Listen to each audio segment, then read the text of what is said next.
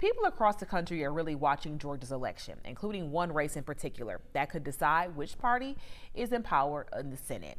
The most recent political polls show Senator Raphael Warnock and Herschel Walker are locked in a tight race. They just don't seem to agree on how tight. 11 Alive's Jerry Carnes in the studio with me this morning to explain why the polls are just kind of all over the place, Jerry. Good morning, Aisha. While most of the recent polls have Warnock winning, at least one has Herschel Walker in the lead. Most polls show a tight race, but not all of them. One political expert tells us there's no one reason why different polls paint such a different picture of this important race.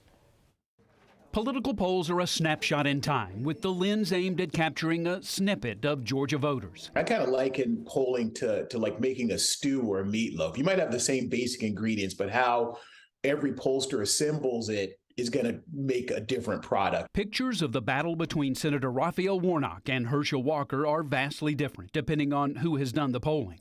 Take a look at some of the polls released in early October. The University of Georgia has Warnock up 3%. Quinnipiac University has the incumbent senator up an even wider margin, 7%. Survey USA's poll for 11 Alive has Senator Warnock up 12%. And then there's the More Information Group poll that gives Walker a 2% lead.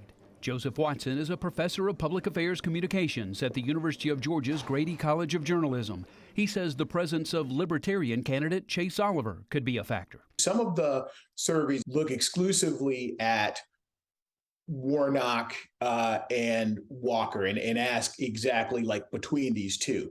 Others ask about all three candidates. While all of the polls were released in early October, Watson points out that they were gathered over different periods of time.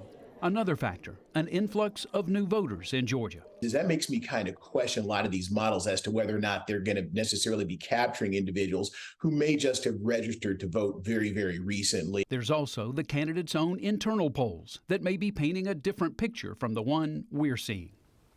Watson also tells me as we move closer to Election Day, the picture should become clearer. The polls should become more consistent with one another as undecided voters make up their minds about which candidate they prefer. Aisha.